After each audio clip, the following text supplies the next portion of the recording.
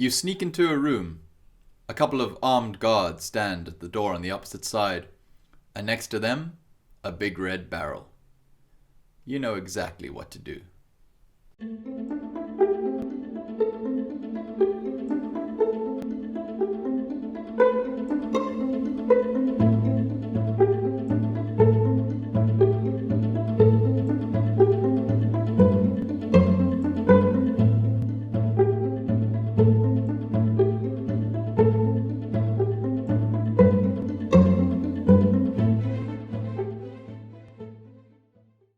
The explosive barrel. Maybe one of the most recognizable tropes in all of video games. We've seen them in all the classic titles from Doom to Half-Life and so much more. We've become so accustomed to them in our play that we don't even have to think about them anymore.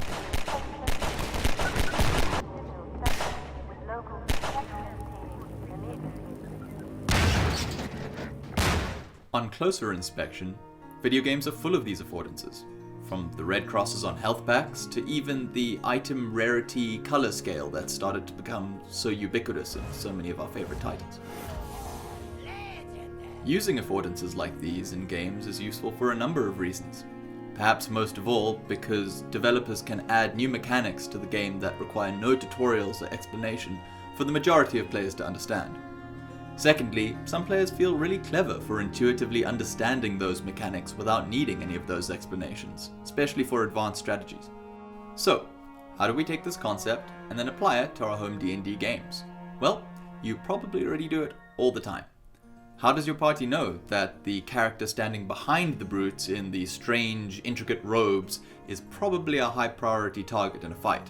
Or that when they're skulking through the dungeon that those strange glowing ruins on the floor are probably a magical trap?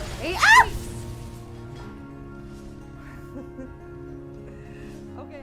But you can take these concepts a lot further in your campaign. You can even start littering it with its own personalized affordances. How? Well, say for example that in your campaign you want your players to take the environment more seriously as something they can use to their advantage.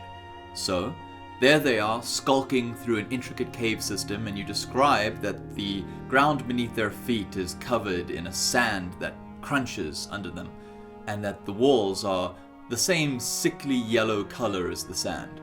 Then, they encounter a cave troll! But, instead of attacking them, it takes its big stone crude hammer and smashes it against the walls, and the sandstone cave begins to collapse in on them. They narrowly escape the encounter, and the adventure continues. A few sessions later, and once again the party finds themselves underground.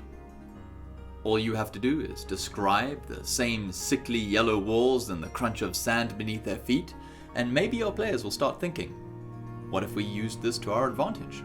It has to be the same, right? If we smack it hard enough, could we collapse this cave in on a group of enemies instead of having it happen to us? And maybe after a few more sessions, or a whole campaign or two, if you're playing with the same people, then they'll start asking you questions whenever they're entering a cave. What color are the walls? Do they look like they could easily collapse? And voila, you've done it. You've made your campaign's very own explosive barrel.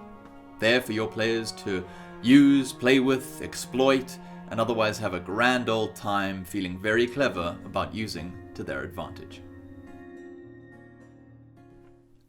Hey guys, thanks so much for watching this video.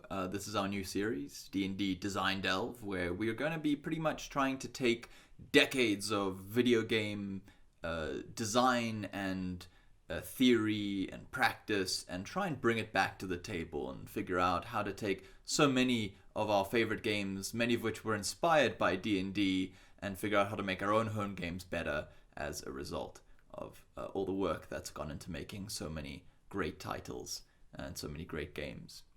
If you enjoyed this video, please just tell people about it. Send it to your D&D group, your friends. Exposure is everything. No, I can describe. Yeah. Okay, cool. Let's just start.